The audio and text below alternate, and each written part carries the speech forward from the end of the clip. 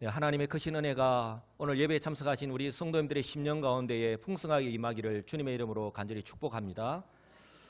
우리는 지난 몇 주 동안 계속해서 이 오순절 성령 강림 이후에 시작된 이 초대교회를 통해서 하나님께서 교회 이 복음을 통해서 어떻게 구원 역사를 이루어 가시는지를 가시적으로 알 수 있게 해주셨습니다.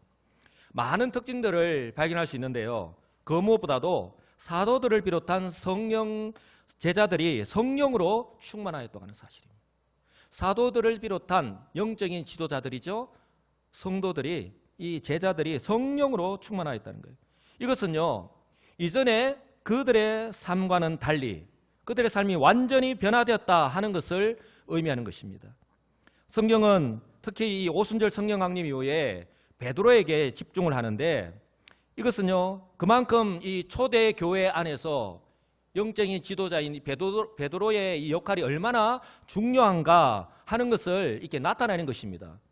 그런데 이 베드로에게 주목한다고 해서 베드로만 성령으로 충만하였고 또한 그 삶이 변화되어서 하나님의 능력을 드러낸 것, 하나님께 쓰임받은 것을 의미하는 것이 아니라 이 베드로처럼 다른 사도들과 다른 제자들, 성도들 역시 동일하게 성령으로 충만하였고 그 삶이 변화되었고 그들의 삶을 통해서 하나님의 놀라운 능력의 역사가 나타났다 하는 것을 우리에게 보여주고 있는 거예요. 그것이 성경이 우리에게 그대로 보여주는 것입니다. 사도행전 2장 14절을 보시면 베드로가 11사도와 함께 서서, 베드로 혼자가 아니죠. 베드로가 11사도와 함께 서서 소리를 높여 이르되 유대인들과 예루살렘에 사는 모든 사람들아, 이 일을 너희로 알게 할 것이니 내 말에 귀를 기울이라 라고 말씀을 선포합니다. 사도행전 2장 43절에는요 사람마다 두려워하는데 사도들로 말미암아 기사와 표적이 많이 나타났다고 말씀합니다. 또한 사도행전 4장 23절로 24절에는요 사도들이 노임에 그 동료에게 가서 제사장들과 장로들의 말을 다 알리니 그들이 듣고, 한두 사람이 아니라 다른 사도들과 그런 제자들, 성도들을 포함하는 것입니다. 그들이 듣고 한 마음으로 하나님께 소리를 높여 이르되 기도했다는 것입니다. 사도행전 4장 31절을 보시면 빌기를 다음에 모인 것이 진동하더니 무리가 다 성령이 충만하여 담대히 하나님의 말씀을 전하니라. 점점 이 성도의 숫자가 더 이렇게 많아지는 것을 바라보게 됩니다. 이처럼요 죽음의 권세를 이기고 부활하신 예수 그리스도를 만난 사도들이 또 주님께서 마지막 만찬을 하시면서 하신 말씀과 또한 성천하시면서 거듭 약속하신 그 성령의 강림을 경험하고 난 뒤에 그들의 삶은요 한마디로 담대함과 일사각오의 신앙으로 완전히 변화되었습니다. 여러분, 비온 뒤에 땅이 굳어진다고 하잖아요. 이와 마찬가지로 그들의 믿음이 지금 고난이 없는 것이 아니에요. 부흥의 역사만 나타나는 것이 아닙니다. 그럼에도 불구하고 그들의 믿음이 더욱더 단단해져 가고 있음을 발견하게 됩니다. 그렇기 때문에 그들이 복음을 전할 때나 또한 기도할 때나 또 어려움을 당할 때에 이전처럼 흩어지는 것이 아니라 언제나 함께하였고 또한 성령의 그 은혜를 사모하면서 그들에게 주어진 사명을 감당하였음을 오늘 성경이 우리에게 말씀하고 있음을 꼭 기억하시기 바랍니다. 이처럼 사도들을 통해서 복음이 전파될 때에 가시적인 눈으로 보아 알 수 있도록 기적의 역사와 함께 부흥의 역사가 이 초대교회 가운데에 나타났습니다. 사도행전 3장의 이 성전 미문에서 고침을 받은 안전뱅이의 사건이 대표적이라고 할 수 있겠죠.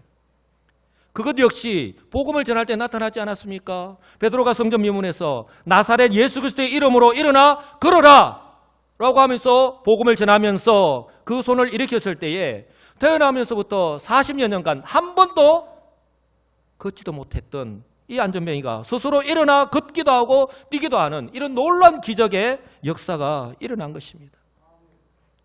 이 일은 그 당시 유대 사회에 이 예루살렘에서 완전히 이렇게 센세이션이 일어난 것이죠. 이런 일이 도무지 어떻게 일어날 수 있느냐는 것이죠. 그래서 사람들이 지금 베드로와 요한을요 이렇게 솔로몬 행각으로 이렇게 모았잖아요. 이 솔로몬 행각에 모인 수많은 사람들에게 베드로가 예수 그리스도의 메시아 되심, 즉 예수 그리스도의 십자가의 죽으심과 부활이 하나님의 그 언약의 성취라고 하는 그 복음을 전했을 때에 그곳에 모였던 사람들 중에 이 복음을 믿었던 사람이 남자의 수만 약 5천 명이나 되었다고 성경은 말씀하고 있습니다.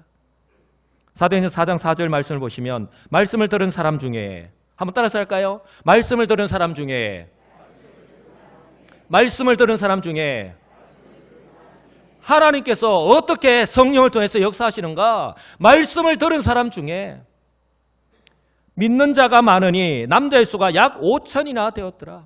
여러분, 하나님의 이 역사하시는 방법은 비록 2000년 전이나 지금이나 조금 더 변함이 없다고 하는 사실을 꼭 기억하시기 바랍니다. 이처럼 초대교회가 복음을 통한 부흥의 역사가 계속될 때에 이렇게 탄탄대로 순풍에 이렇게 돛을 달아서 배가 그냥 아무런 문제 없이, 그런 장애물 없이 그냥 흘러간 것이 아니라 그때와 맞춰서 복음의 대적자들 역시 그들 가운데에 지금 핍박을 가하면서 나타났다는 것을 우리는 성경을 통해서 살펴보았지 않습니까? 사내들인 공의회로 대변되는 유대교 지도자들이, 그들이 십자가에 죽인 예수 그리스도, 그들은 예수 그리스도를 십자가에서 죽이면 모든 것이 끝난다라고 생각했는데, 이 예수 그리스도의 제자들, 이 사도들이 이제는 그 예수 그리스도의 십자가의 죽으심과 부활이 바로 구약의 하나님의 그 예언의 성취다라고 하는 그 복음을 선포하는 거예요.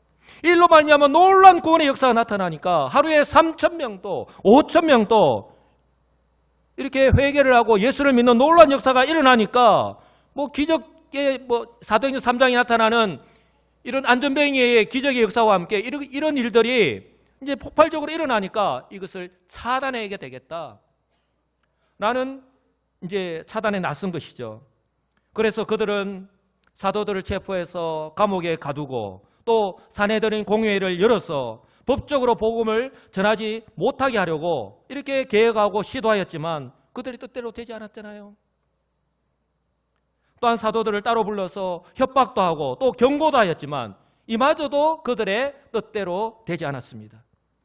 이처럼 복음의 대적자들의 반대와 핍박에 초대교회는요, 그들에게 임할 고난과 고통을 조금도 두려워하지도 않았고, 이 때문에 위축되거나 그 모든 사역들을 포기한 것이 아니라 오히려 더 한 마음으로 기도하였고, 그럴 때 성령이 그들에게 충만하게 임하여서 그들이 더욱더 주어진 사명을 담대하게 이 복음을 전하였고 감당하였다는 것을 우리가 지난주까지 살펴보았습니다. 사도행전 4장 31절에 마지막에 뭐라고 말씀을 합니까? 빌기를 다음에 모인 것이 진동하더니 우리가 다 성령이 충만하여 하나님의 말씀을 전하니라. 여러분, 다시 한 번 더 말씀을 드리지만 하나님의 역사하심은 예나 지금이나 동일하게 하나님의 말씀과 또한 주의 성령을 의지하면서 간절하게 믿음으로 기도할 때에 그 가운데에 하나님께서 역사하신다고 하는 사실을 꼭 기억하시기 바랍니다. 여러분, 우리들이 어떤 모습으로 살아가야 될 것인가? 오늘 저와 여러분들이 어떤 마음으로 주 앞에 나와서 예배를 드려야 하는가? 하나님의 말씀을 받아야 하는가? 우리 모두 다 동일하게 하나님 은혜를 사모하면서 이 자리에 나왔을진데 이 같은 그런 모습들이 전제가 되어야 함을 꼭 기억하시기 바랍니다. 여러분, 초대교회의 이런 모습만 하더라도 이 마지막 시대에 교회로 살아가고 있는 우리들에게 정말 많은 깨달음과 도전을 주기에 충분하지 않습니까? 초대교회의 부흥의 역사가 아무런 어려움 없이, 아무런 어려움이 문제점이 없었기 때문에 부흥의 역사가 나타났던 것이 아님을 성경은 우리에게 분명하게 말씀을 하잖아요. 오늘 본문은요, 이 초대교회 성도들의 그러면 삶의 모습은 어떠했는가, 그들의 어떻게 생활하였는가 하는 것을 우리에게 말씀하고 있습니다. 저는 오늘 이 말씀을 통해서 이 초대교회의 모습을 살펴보면서 초대교회 성도들의 어떻게 생활하였는가 하는 모습을 살펴보면서 우리 교회와 비슷한 점은 무엇인가, 또한 우리 교회와 다른 점은 또 무엇인지 한번 깨닫고 다시 한번 더 우리 교회가 새롭게 되는 그런 은혜의 시간이 되시기를 주님의 이름으로 간절히 축복합니다. 이 초대교회 성도들의 삶의 모습은요, 이미 사도행전 2장에서 소개된 바 있습니다. 사도행전 2장 42절에서 47절에 이렇게 자세하게 소개하고 있는데요. 그런데 특징적인 것은요, 그때의 모습이나 바로 오늘 본문의 모습이나 조금 더 다를 바가 없다고 하는 거예요. 거의 동일합니다. 이것은 초대교회 성도들이 시간이 지남에도 불구하고 또 환경이 바뀌었음에도 불구하고 여기서 환경이 바뀌었다고 하는 것은 교회의 부흥의 역사가 나타났죠. 이런 기적의 역사 3,000명, 5,000명이 이렇게 예수를 믿고 이렇게 돌아오는 놀라운 역사가 일어났잖아요. 이런 환경이 바뀌었음에도 불구하고 또 교회의 이 유대교 지도자들에 통해서 교회의 일대 핍박이 가해졌잖아요. 이런 환경의 변화가 있었음에도 불구하고 그들의 삶의 모습이 조금도 변함이 없었다라고 하는 것을 우리에게 말씀하는 거예요. 조그만 환경이 바뀌면, 조그만 어려움이 우리에게 닥치면 우리는 그 영향을 받아서 우리의 삶에 위축되고 또한 우리의 삶의 모습이 이렇게 믿음의 삶에서 벗어날 때가 너무나도 많은데 오늘 이런 측면에서 봤을 때에 이 초대교회 성도들은 우리들에게 도전을 주기에 충분합니다. 그 이유는요, 설교를 시작하면서 말씀을 드린 대로 그들 모두가 사도들이나 제자들, 성도들 모두가 성령으로 충만하여 있기 때문입니다. 그들 모두가 성령으로 충만하여 있기 때문에 그들에게 주어진 복음 사역을 멈추지도 않았고 또한 이 복음 사역을 통해서 부흥의 역사가 계속해서 일어난 줄 믿으시기를 주님의 이름으로 간절히 축복합니다. 또한 이 초대교회 성도들은요, 오늘 설교의 제목이기도 한데요, 한 마음과 한 뜻으로 교회 생활을 했습니다. 성령으로 충만하니까 하나님 은혜가 그 가운데 늘 함께 있으니까 그들이 변화될 수밖에 없죠. 오늘 성경은요, 그들이 한 마음과 한 뜻으로 이렇게 교회 생활을 했다라고 성경은 말씀을 합니다. 여러분 한번 따라서 한번 외쳐볼까요? 한 마음과 한 뜻으로. 한 마음과 한 뜻으로. 여러분 우리가 어떻게 신앙생활을 해야 될 것인가? 오늘 옆에 앉아 계시는 우리 성도님을 바라볼 때 우리 전부 다 다르잖아요. 우리가 주 예수를 믿는다는 것, 믿음 안에서 우리가 구원을 받았다는 것 외에는 우리는 전부 다 다릅니다. 그런데 성경은요, 오늘 한 마음과 한 뜻으로 이렇게 신앙생활을 해야 된다고 말씀을 합니다. 3,000명, 5,000명이나 되는 많은 사람, 그리고 다양한 사람들이요, 실제적으로 초대교회 안에 존재하고 있었다고 하는 사실. 그럼에도 불구하고 이것이요, 초대교회가 하나 되는데 얼마나 큰 걸림돌이 되었다라고 하는 것, 우리는 너무나도 잘 알고 있습니다. 그런데 성경은요, 이것 때문에 초대교회가 하나 되지 못하였고 부흥의 걸림돌이 되었다고 말씀하는 것이 아니라 그럼에도 불구하고 그들이 한 마음과 한 뜻으로 신앙생활을 했다, 하나가 되었다고 성경은 말씀을 합니다. 좀 더 자세히 말씀을 드리면 그 당시만 하더라도 이 유대 사회 남녀노소 빈부귀천의 차별과 차이가 엄연히 존재하고 있던 때입니다. 또한 우리가 사도행전 6장에서 이제 본격적으로 문제가 나타나지만 히브리파 유대인, 헬라파 유대인, 유대인이긴 하지만 어디에서 생활하였느냐라고 하는 그런 어떤 감정적인 싸움 또한, 이 자존심의 문제 또한 그 초대교회 안에 존재하고 있었다고 하는 사실이에요.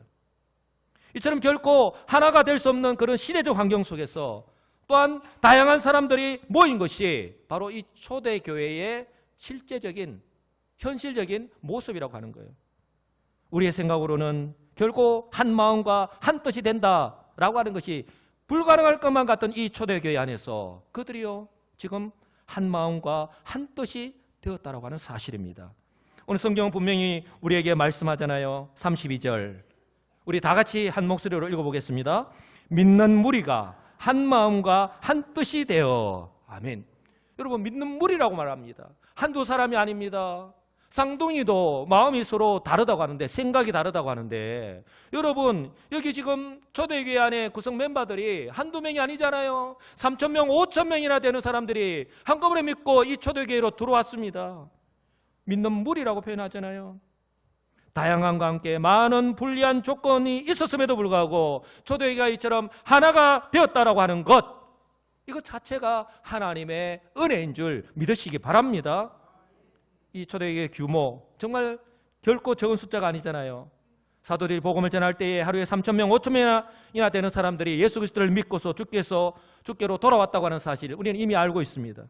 그런데요, 그들 대부분이 사도들이 전하는 복음을 듣고 예수 그리스도를 믿음으로 구원을 받았지만 이제 성도로서 그렇다면 나는 이제 어떻게 살아가야 되는가, 아직 알지 못하는, 잘 모르는 이 초신자들이라는 거예요. 구원을 받았지만 그러므로 우리가 사도행전 2장에서 살펴본 대로 그들이 날마다 교회에 모여서 사도들의 가르침을 받았습니다. 그래서 사도들, 교회의 영적인 지도자들인 하나님께서 능력의 도구로 사용하신 이 사도들의 가르침을 받았다는 것이 그 무엇보다도 중요한 거예요. 그들 마음대로, 그들의 생각대로, 이제까지 살아온 대로 그들이 신앙생활을 한 것이 아니라 사도들의 가르침을 받았다. 그 사도들의 가르침을 받아서 교제하고 기도에 힘쓰고 또한 성도들 서로 돌아보고 그리고 흩어지면 예수는 그리스도라고 그들의 신앙 고백적인 믿음으로 복음을 전하면서 생활하였던 것입니다. 여러분, 어쩌면 그들 앞에 주어진 환경은요, 외적인 문제, 즉 유대교 지도자들의 핍박이 아니라 내적으로 충분히 무질서와 혼란에 빠질 수 있었습니다. 그럼에도 불구하고 그들이 한 마음과 한 뜻이 될 수 있었던 것은요, 오늘 성경이 말씀하기를 사도들을 통해서 능력 가운데 선포되었던 복음 때문이라고 말씀을 합니다. 33절을 보시기 바랍니다. 사도들이 큰 권능으로 주 예수의 부활을 증언하니 무리가 큰 은혜를 받았다고 말씀을 합니다. 사도들이 딴 것 전하지 않았습니다. 주 예수의 부활을 증언하였습니다. 예수님께서 십자가에 죽으신 그런 약한 자의 모습으로 끝난 것이 아니라 주님께서 약속하신 대로 바로 죽음의 권세를 이기시고 부활하였다라고 하는 사실, 유대교 지도자들은요 그것을 감추려고 하였고 딴 거짓말이라고 그렇게 소문을 내었지만 예수님이 부활하였고 딴 우리가 고린도전서 15장에서 보아할 수 있듯이 정인이 한두 명이 아니고 오늘 이렇게 담대하게 복음을 전하는 사도들, 그리고 그 120명이나 되는 제자들, 수많은 사람들이 바로 주님의 부활하심을 목격하였잖아요. 오늘 그들 가운데에 그들이 주 예수를 믿고 이 복음을 전가했을 때에 이렇게 3,000명이나 되고 5,000명이나 되는 사람들이 초대교회로 들어왔을 때에 그들에게 힘이 되는 것이 무엇이겠습니까? 오늘 저와 여러분들이 예배를 드릴 때에 하나님의 진리의 말씀, 바로 예수 그리스도의 십자가와 부활의 복음이 선포될 때에 우리가 위로를 받고 주의 성령께서 우리 가운데 역사하셔서 우리가 세움을 얻어서 한 주간 동안 승리하면서 살아갈 수 있듯이 오늘 이 초대교회 가운데에 오늘 사도들 통해서 이렇게 주 예수의 부활의 복음이 선포될 때에 그들이 얼마나 힘이 되고 얼마나 위로가 되었는지 모른다고 하는 사실입니다. 또한 바울은요 디모데전서 4장 5절에서 이렇게 말씀하잖아요. 하나님의 말씀과 기도로 거룩하여진다.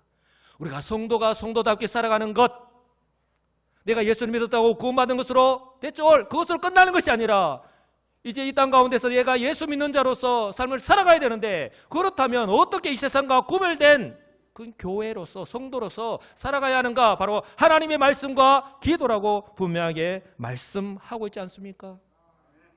이처럼 사도들이요 주 예수의 부활의 복음을 증거할 때에 하나님의 놀라운 은혜의 역사가 초대교회 모든 성도들에게 임했다고 성경은 말씀을 합니다.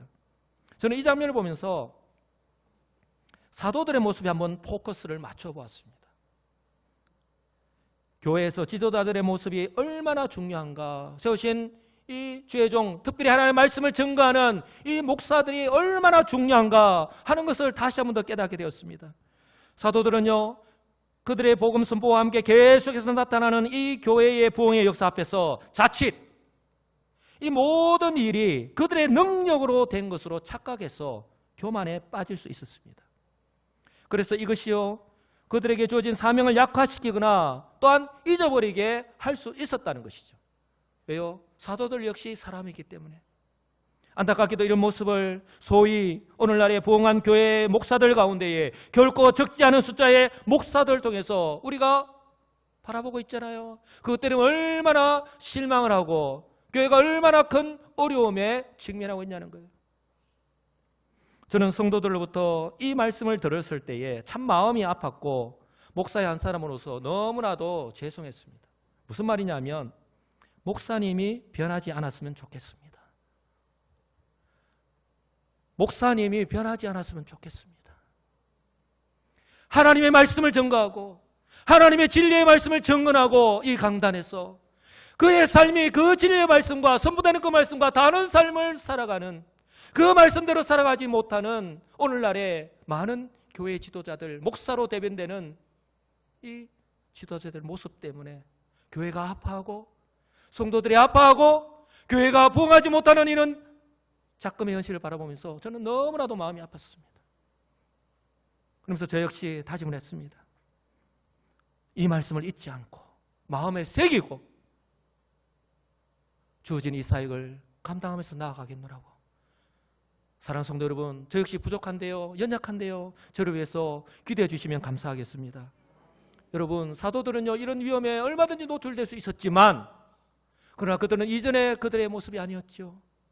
계속해서 거듭 말씀을 드리지만 그들이 부활의 주님을 만났고 성령이 그들에게 임하였을 때에 그들은 이제는 돌이킬 수 없는 정말 단단한 그 믿음 위에서 그들에게 주어진 사명을 감당하며 살아가고 있음을 우리는 발견하고 있잖아요. 그러니 사도들은 변하지 않았습니다. 오히려 그들은 그들에게 주어진 사명이 무엇인지 알았기 때문에 무리라고 표현하고 있는 이 많은 숫자의 초대교회 성도들에게 주 예수의 부활의 복음을 담대하게 선포하였던 것입니다. 그리고 이 복음을 들을 때에, 그리고 그 자리에 모인 모든 성도들이 이 복음을 들을 때에 한두 사람이 아니라 그곳에 모인 모든 성도들에게 하나님의 크신 은혜가 성령의 감동하심으로 그 가운데 나타났다고 하는 사실을 꼭 기억하시기 바랍니다. 저는 초대교회의 이런 모습이요, 우리가 매주일마다 드리는 이 예배를 통해서 나타나기를 간절히 소망합니다. 여러분, 담임 목사를 통해서 하나님의 진리의 복음이 선포되고 또한 선포되는 이 말씀을 나에게 주시는 하나님의 말씀으로 받고 다시 한 번 더 내 마음을 새롭게 하여서 다시 한 번 더 결단하고 내가 이렇게 하나님께서 기뻐하시는 그런 모습으로 또한 내게 주어진 이 사명을 내가 잊고 살아갔는데 내가 내 능력이 아니라 우리 주의 성령의 능력으로 내가 감당하며 살아가야 되겠구나, 이렇게 살아간다면 이런 하나님의 은혜가 오늘 이 자리에 모인 우리 모든 성도들에게 충만히 임하기를 주님의 이름으로 간절히 축복합니다. 이처럼 초대교회는요, 이 마지막 시대의 교회들을 향하여서 마치 교회가 무엇인지, 성도는 어떻게 생활해야 하는지를 이렇게 모범을 보여주고 있는 거예요. 오늘 하나님께서 바로 우리 여수 시민교회를 향하여서 너 여수 시민교회는 어떠냐? 어떤 교회냐? 너 여수 시민교회 성도들, 너희들은 어떻게 신앙생활을 하고 있느냐? 교회 생활을 하고 있느냐? 이렇게 질문하고 계신 거예요.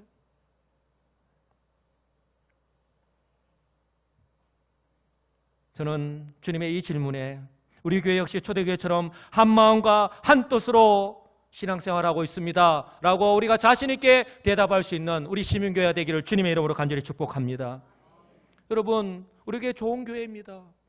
정말 좋은 교회예요. 그러나 지금 우리 교회보다 더 좋은 교회가 될 수 있다는 그런 확신을 가지고 우리에게 주어진 신앙생활을 할 수 있기를 간절히 소망합니다. 여러분, 단적인 예로 우리 할렐루야 찬양대, 우리 2부 찬양대가 조금 전에 찬양을 드렸죠.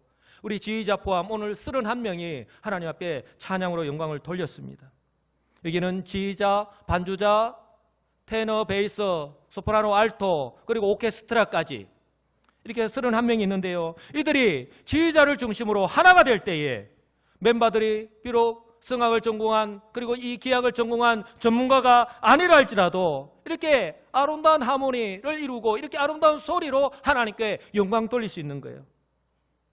그러나 반대로 각자가 자기 하고 싶은 대로, 우리가 각자가 음색이 다 다르잖아요. 목소리가 다 다르잖아요. 근데 각자가 자기가 하고 싶은 대로 자기 마음대로 자기 목소리를 낸다면 결코 하나의 아름다운 하모니를 이룰 수도 없고 아름다운 그 찬양으로 하나님께 영광 돌릴 수도 없을 것이고 더 이상 찬양대라고 부를 수조차 없을 거예요. 우리가 이게 단적인 예로 제가 성가대를, 우리 찬양대를 예를 들었지만 바로 우리 다양한 성도들이 모인 우리 교회가 바로 그렇다는 거예요. 함께 예배를 드리는 옆에 앉으신 분들 한번 바라보시기 바랍니다. 나와 분명히 다릅니다. 그러나 우리는 하나입니다. 왜냐하면 바로 여수시민교회라고 하는 몸을 이루고 있는 한 지체이기 때문에 그렇습니다. 우리의 몸이 하나인데 우리가 지체가 얼마나 다양합니까? 내가 가지고 있지 않는 것, 내게 없는 것을 다른 지체가 가지고 있으면서 이 주의 몸된 교회를 이렇게 바로 세워가는구나 하는 것으로 그렇게 사랑스러운 눈으로 바라볼 수 있기를 바랍니다.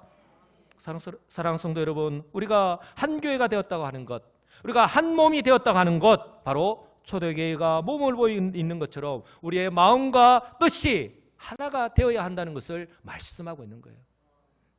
여러분, 성경 분명히 이렇게 말씀을 합니다. 로마서에서는요, 이와 같이 우리 많은 사람이 그리스도 안에서 한 몸이 되어 서로 지체가 되었다고 말씀을 합니다. 에베소 4장에는요, 몸이 하나요 성령도 한 분이시니 이와 같이 너희가 부르심의 한 소망 안에서 부르심을 받았다고 말씀을 합니다. 그리고 에베소서 4장 15절에서 16절 이렇게 말씀을 합니다. 오직 사랑 안에서 참된 것을 하여 범사에 그에게까지 자랄지라. 우리 다 같이 한 목소리로 읽어보도록 하겠습니다. 오직 사랑 안에서 참된 것을 하여 범사에 그에게까지 자랄지라. 그는 머리니 곧 그리스도라. 그에게서 온 몸이 각 마디를 통하여 도움을 받음으로 연결되고 결합되어 각 지체의 분량대로 역사하여 그 몸을 자라게 하며 사랑 안에서 스스로 세우느니라. 아멘. 여러분, 우리 여수시민교회라고 하는 이 한 몸을 이루고 있는 우리 각 지체가 우리 한 사람 한 사람이 얼마나 중요한가 하는 것을요 분명하게 말씀을 하는 거예요. 여러분, 그러므로 더 이상요 우리가 한 주간 동안 세상 가운데서 생활하다 보니까 그런 대결구도 비교구도 그런 데 너무 익숙하다 보니까 우리 성도들 역시 그렇게 세상의 기준의 잣대로 비교 평가하지 않기를 간절히 소망합니다. 여러분, 교회는요 더 이상 비교와 대결, 경쟁의 대상이 아니에요. 사랑하고 섬기고 돕고 부족함을 채워야 할 줄 믿습니다. 사랑하고, 한번 따라서 할까요? 사랑하고 섬기고 돕고 부족함을 채우는 그런 여수시민교회가 되기를 간절히 소망합니다. 예. 우리 여수시민교회가 정말 이런 교회가 되어야 할 거예요. 이처럼 초대교회가 한 마음과 한 뜻이 되었기 때문에 이처럼 구원받은 성도의 증거라고 할 수 있는, 세상 가운데서는 정말 찾아보기 힘든 이런 삶의 변화가 나타났는데 그것이 바로 그들이 모든 것을 서로 공유할 수 있었다고 성경은 말씀합니다. 32절 보시면 모든 물건을 서로 통용하고 자기 재물을 조금이라도 자기 것이라는 이가 하나도 없더라라고 성경은 말씀을 합니다. 여러분, 예나 지금이나 자기 것을 소중하게 여기지 않는 사람은 아무도 없습니다. 그런데 초대교회는요 그렇게 소중하게 여기는 아끼는 물건을, 자신의 재산을요 나의 필요에 의해서가 아니라 교회 내에 다른 지체들의 필요를 알고 내어놓았다고 하는 거예요. 그것도 강요에 의해서가 아니라 자발적으로 말입니다. 이 34절과 35절은 좀 더 구체적인 예를 들면서 말씀을 하는데요, 한번 다 같이 읽어보겠습니다. 그 중에 가난한 사람이 없으니 이는 밭과 집 있는 자는 팔아 그 판 것의 값을 가져다가 사도들의 발 앞에 두매 그들이 각 사람의 필요를 따라 나누어 줌이라. 여러분, 초대교회 당시에 지금부터 2000년 전에 얼마나 가난한 사람들이 많았겠습니까? 그런데요 성경은 이 초대교회에 가난한 사람이 없었다고 말씀을 합니다. 왜냐하면 초대교회의 특징적인 부분이기도 한데요, 먼저 이 부유한 자들, 즉 밭과 집 있는 자들, 이게 부동산을 가지고 있는 분들이죠. 그것을 팔아서 그 값을 가져다가 사도들의 발 앞에 두었기 때문에, 사도들의 발 앞에 두었다라고 하는 것은요 더 이상 자신의 소유권을 주장하지 않았다는 거예요. 이제는 이것이 내 것이 아니니까 우리 사도들, 교회 영적인 지도자들인 사도들이 이제는 알아서 필요한 사람들에게 나누어 주십시오, 알아서 사용하십시오 라고 말씀하는 거예요. 저는 이 말씀을 보면서 참 요즘은 소위 재테크, 재테크 안 하는 사람이 어디 있습니까? 이 재테크라는 그 이름으로 부동산을 사고 팔고 하는 것으로 인해서 얼마나 우리가 어떤 조금이라도 이윤을 남기려고 하는 것이 이 마지막 시대인데, 정말 이처럼 자기의 이 부동산을 팔아가지고 그 값을요 지금 사도들의 발 앞에 두었다는 거예요. 이것은 정말 교회를 사랑하는 마음과 정말 헌신하는 마음이 없으면 불가능한 거예요. 재물 앞에서는 한없이 약해지는 것이 사람인데, 이처럼 결코 쉽지 않은 일들을 바로 2000년 전에 초대교회 성도들이 바로 실천했다고 하는 거예요. 여러분, 어떤 종교처럼 구원을 받기 위해서 구원의 전제 조건으로서 내가 선행을 행하는 것이 아니라 내가 구원을 받았기 때문에 이 구원받은 증거로 그 하나의 표시로서 내가 이렇게 내가 가지고 있는 것을 아끼지 않고 내어놓는 것, 실천하는 것, 바로 이것이 바로 초대교회 성도들의 삶의 모습이었다라고 하는 거예요. 가난한 자들, 가지지 않는 자들, 없는 자들을 무시하고 멸시하고 있는 자들 끼리끼리 수군수군 하는 것이 아니라 그들이 우리가 하나이기 때문에 내게 없는 것, 그들에게 없는 것 내게 있으니까 내게 있는 것으로 그들을 채워줄 수 있는 것, 바로 그것이 초대교회의 정말 한 마음과 한 뜻이 되는 그런 주님의 은혜와 사랑의 모습이 그들의 삶의 모습을 통해서 나타났다고 하는 사실입니다. 그리고 오늘 성경은요, 이처럼 모범을 보인 한 사람을 특별하게 소개하고 있는데요, 바로 구브로에서 난 레이족 사람이 있으니 이름은 요셉이라 사도들이 일컬어 바나바라, 번역하면 위로의 아들이라 하니 그가 밭이 있음에 그 값을 가지고 사도들의 발 앞에 두었다고 말씀을 합니다. 바로 우리들이 너무나도 잘 알고 있는 바나바, 바로 이 초대 교회에서 사도 바울과 함께 이제 선교사로 파송을 받아서 복음을 땅 끝까지 전하는 데 큰 역할을 감당하였던 이 바나바. 그런데 이처럼 자신의 땅을 팔아서 사도들에게 위임하여 가난한 자들을 위해서 나눔을 실천하는 것으로 이 성경에 처음으로 이름이 등장합니다. 성경은 하나님은 의도적으로 이 바나바의 이름을 이렇게 나타냈겠지요. 그 이유에 어디 되었든 간에 저는 우리 여수시민교회 성도 우리 한 사람 한 사람이 오늘 바나바처럼 이렇게 주님의 은혜로 말미암아 변화받아 이렇게 사랑으로 실천하였다라고 하는, 그래서 천국 보고에 그 이름이 하나하나 기록될 수 있기를 주님의 이름으로 간절히 축복합니다. 이렇게 하였을 때에, 사랑으로 실천하였을 때에 사도들은요 각 사람의 필요에 따라서 나눠주었다고 성경은 말씀하잖아요.